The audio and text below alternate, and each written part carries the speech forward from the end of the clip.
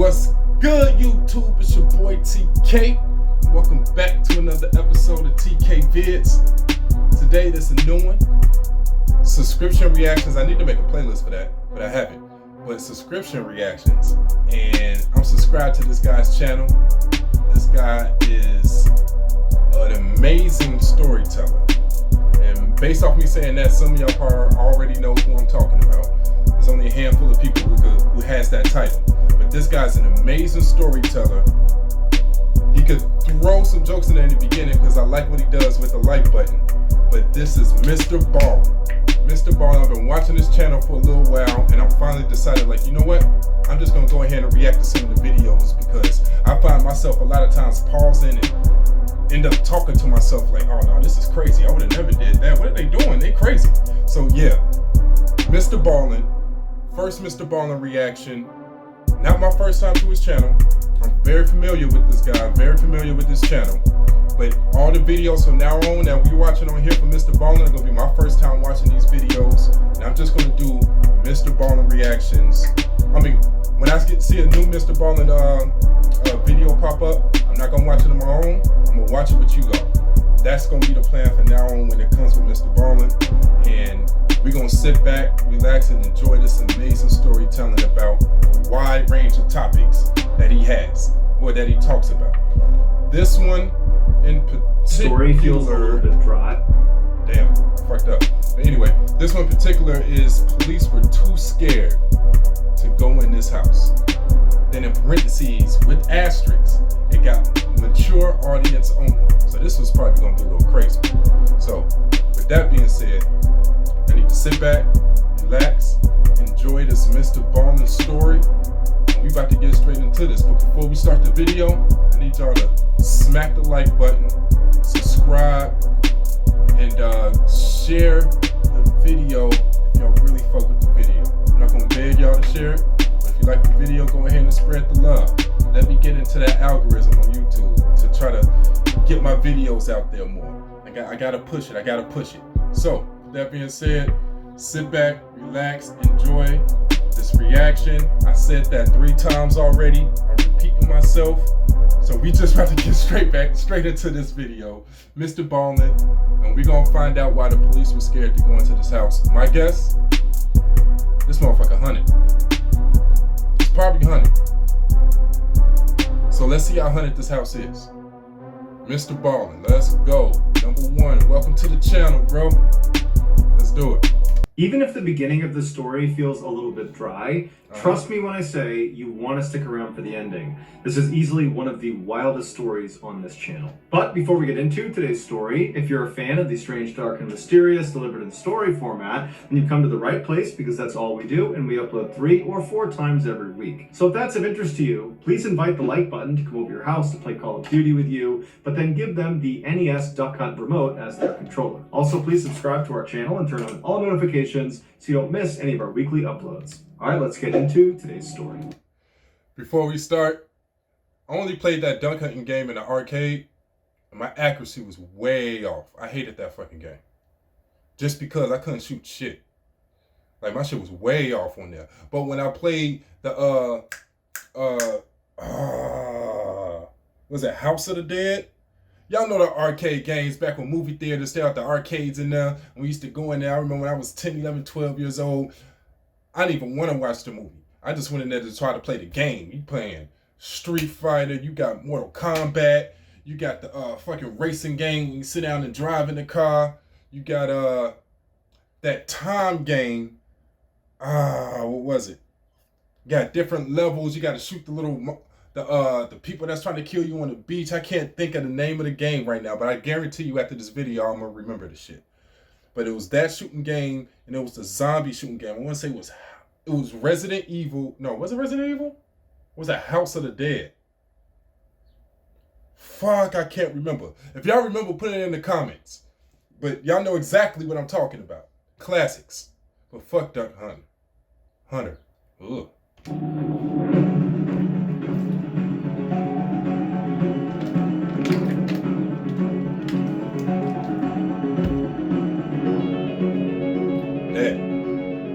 The Chundawats were a big, tight-knit, middle-class family who lived in a cramped city in northern Delhi, India. For generations, their family had been farmers living and working out in the desert, but in 1989, their beloved patriarch, Bhopal Singh, decided it was time for a change. That year, he sold all of his farmlands and then used the money from that sale to move with his wife and his youngest son to the city. And over the next couple of decades, one by one, the rest of Bhopal's children and their families followed him out there to the city and moved in with him. By 2007, there were 12 Chundawats all living under one roof. They made their living by running a grocery/plywood shop on the first floor of their house. 2007, I am 15. Depending on when in 07, so when this happened, I'm 15 years old, about freshman, sophomore year in high school, depending on when in 07 this happened. The store was quite prosperous, not only because the goods they sold were top-notch, but also because the locals just really liked being around the Chundawats. Bhopal was this big, friendly personality that took on a sort of fatherly role in the neighborhood, and so locals began calling him Daddy, just like his family did. Bhopal's wife, Narayan, took on a motherly role in the neighborhood, and so naturally was nicknamed Mommy. When she wasn't taking care of her own family, first, I have to say, I'm not ever calling another man daddy besides my fucking father. That's the first one. Secondly, it's weird. Because I wouldn't call another woman my mother besides my mother, but it seems like that doesn't hit as hard as calling another man daddy for some reason. I don't know why. That's weird. If y'all feel the same way, let me know. But I get it. Father figure, mother figure, it's cool. But that title of just mom, dad, teach us on, I guess, you know. she'd be outside handing out tea to workers on the street or looking after neighborhood kids. The rest of Bhopal's family, which included his 3 adult children, 2 of their wives, and 5 grandchildren, were also often seen down at the store, and they were highly regarded and respected as well. By all accounts, the Chundawats seemed like very successful and happy people that kind of had a perfect life. But in 2007, they would face a crisis when Bhopal died. Knowing how much he meant to that family, neighbors were concerned that the family would fall apart without him. But surprisingly, immediately following his death, it was like the family started improving in all aspects of their life. It was like an already perfect family got even better. They began working extra long hours at their store, and before long, they had earned enough money to open another store and put an addition on their house. They improved the... Did they sacrifice their pops? Demon shit. Told you, it's haunted. Watch. Fucking, they sacrificed their fucking father. Ain't that something? Hold on, let's go. What? Their health by changing their diet and cutting alcohol and tobacco out of their lives. Their children, who were already very gifted students, began studying even more and did even better in school. And the whole family, from the youngest to the oldest, became exponentially more devout. While neighbors certainly noticed these changes in the Chundawats, none of them raised any eyebrows. In fact, people were impressed. This incredible family has managed to come out of a huge crisis better off and happier for it. Little did they know that behind the scenes, something totally sinister was driving these changes. Fast forward 11 years to July 1st, 2018. That morning, like every other morning, locals began lining up outside of the Chundawats grocery store, waiting for them to open their doors. The Chundawats were known to be extremely punctual, and at 6 a.m. sharp every day, they opened those doors. 2018, 11 years later, 26. I probably didn't need to get that information, but fuck it. I like when I hear stories in stories in years, I like to imagine where I was at that time, what I was doing. So 07, all right, 15. 18, all right, I'm 26. What was I doing then? That's how my mind goes when I hear stories and they put years in it. Let me know if y'all feel the same way. My bad for pausing too much. I'm gonna try to slow that down. But this morning, 6 a.m. came and went, and the store stayed dark and the doors stayed closed. People began calling the Chundawats, but none of them had their phone on. And so eventually a 79-year-old neighbor decided they would just walk up the steps to the Chundawats' house and check on them themselves. And so up they went, they knocked on the door, they yelled out for the family, but nobody came to the door, everything was off. And so eventually they just tried the doorknob and twisted it, and it turned. He swings it open and he yells out the family's name, and as soon as the door flings open,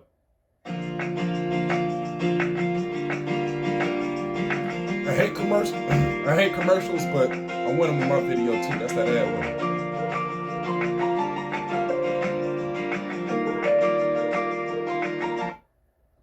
open and he can see inside, he nearly faints. He backpedals, he screams, he runs down to the street, and he yells for someone to call the police. Luckily, there was a police officer in the area, and so very quickly they came over and they cleared the crowd out of the way that was forming at the base of the Chundawat steps. They were all looking up to see whatever this neighbor had seen, and before the officer actually ascended the stairs, someone told him what was seen inside of the house. And so he's mentally preparing himself for what he's about to walk into. He walks up the stairs and he pauses right before turning the corner when he's going to actually see inside the house.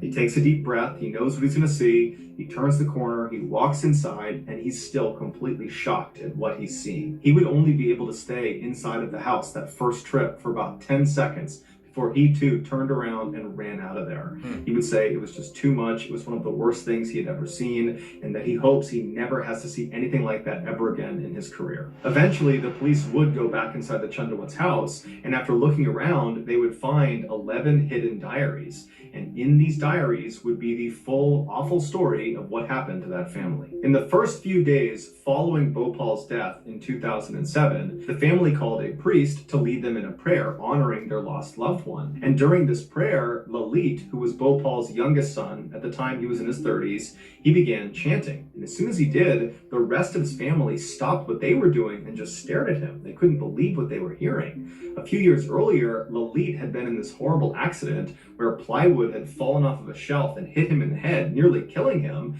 He survived the ordeal, but the damage to his head left him unable to speak. But now, here he is chanting and speaking. And so as his voice grew stronger and stronger as he was doing this chant, the other family members just continued to watch him and listen to him. And then they began whispering to each other, "Daddy has returned." Following this prayer session, Lalit kept his voice and he began keeping a diary, the first of the 11 he would ultimately fill. The first few entries in that first diary were fairly normal. They were just reflections on his day or on his life.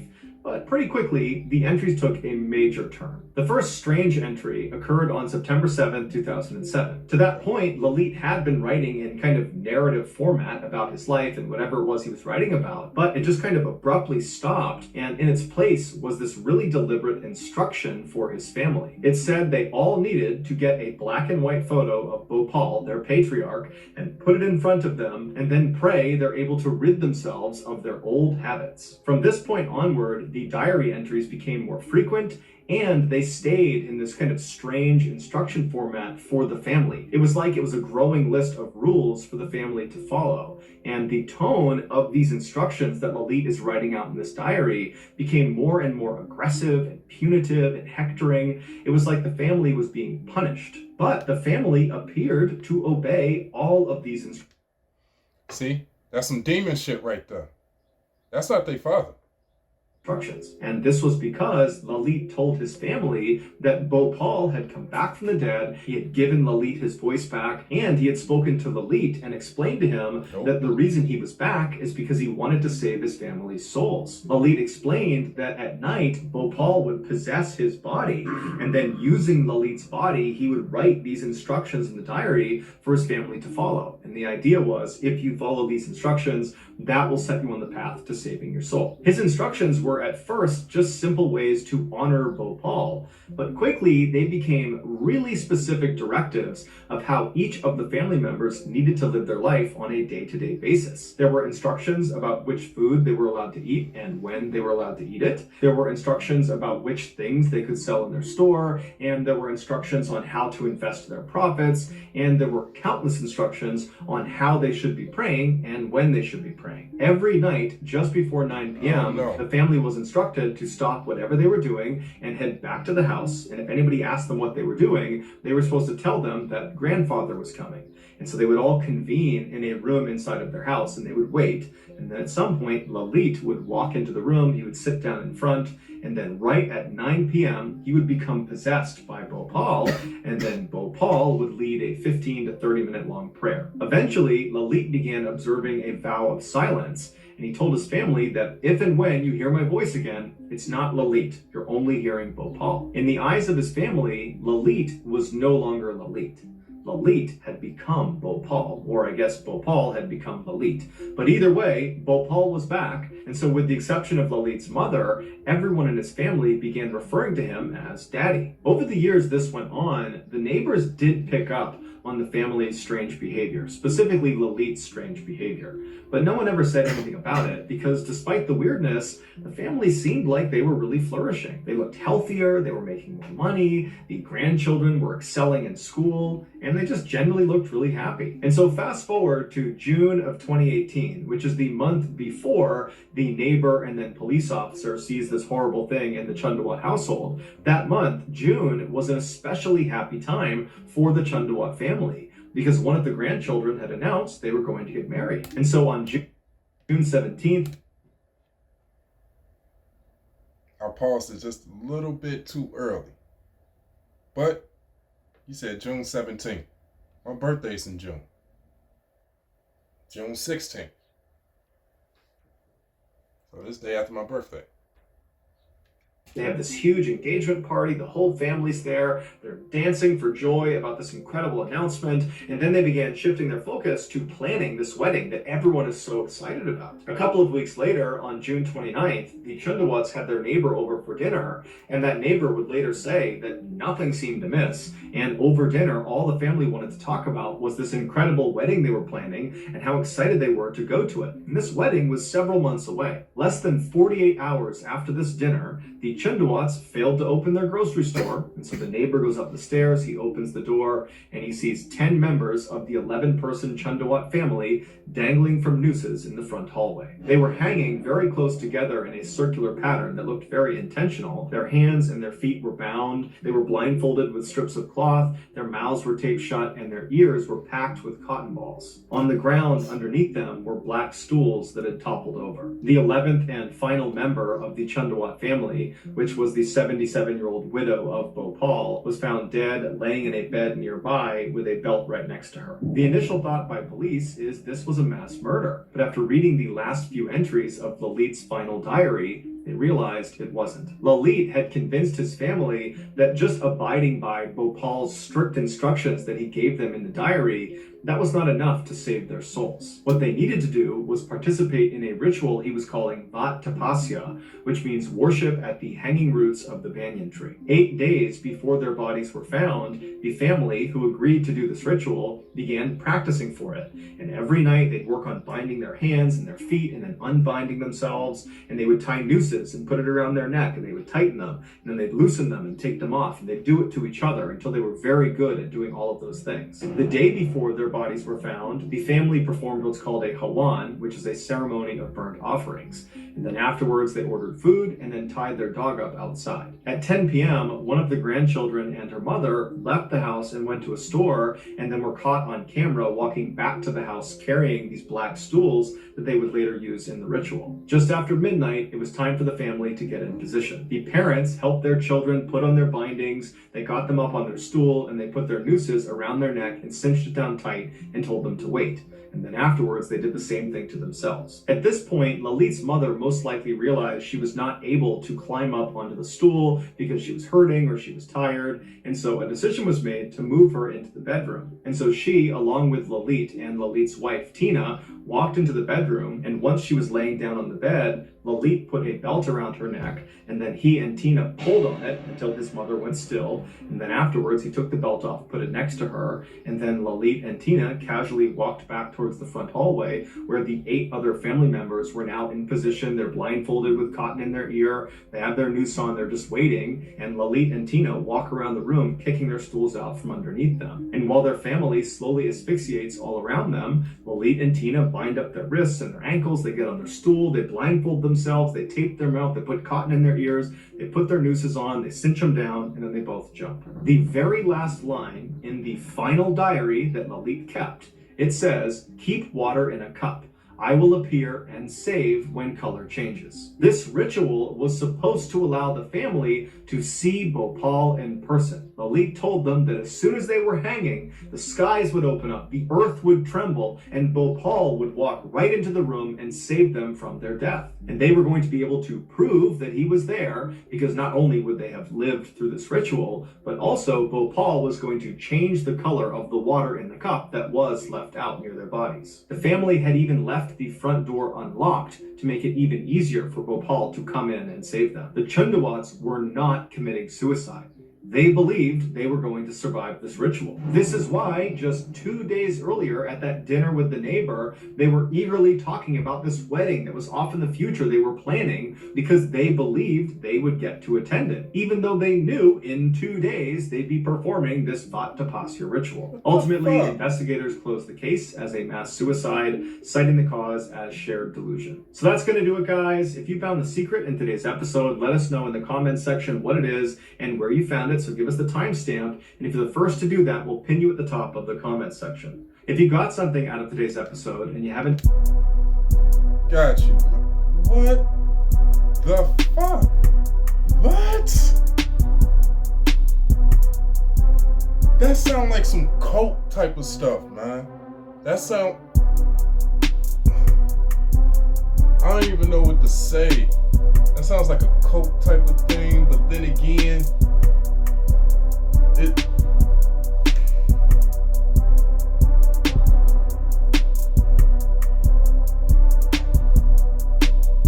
The last instruction didn't even say anything about hanging themselves, though. Well, he did say the very last line. So, okay. So maybe that was, but still though, like it almost kind of sounded like the youngest one kind of just played along with it, just wanted to kill everybody, and that's what he did. But there's no way to prove that. Anyway, I don't even know. That was a crazy ass story. So if y'all fuck with that story, if y'all like MrBallen and like these reactions to MrBallen, then we gonna go ahead and keep them going. I'm probably gonna end up doing it anyway, so I didn't even have to say that to y'all, but I did anyway. You know, if y'all don't like it, then of course I'm not just gonna go ahead and just keep dropping something I don't like. Y'all not gonna be watching it. You know, I want y'all to watch the channel. I want y'all to watch the videos with me. But hey, if y'all really like MrBallen, though, hey, I'm gonna push him a lot harder and, you know, put him out a lot more often. But yeah, go ahead and like the channel, subscribe. Well, like the video, subscribe to the channel, and hey, if y'all fuck with MrBallen too, and this was your first time seeing him, go ahead and follow him. We'll subscribe to his channel. You know, he got really great content over there, and goes with a lot of good stories. So from now on, like I said earlier in the video, whenever I see a new MrBallen video drop, I'm gonna react to it. I'm gonna watch it for the first time with y'all. So it's gonna be first time, whatever. I didn't even see it. Didn't even see a little bit of it. See it drop. All right, go ahead, hit record. We watching this together. So I fuck with y'all. Appreciate y'all for stopping by. Love, and yeah, that's it. I'm out.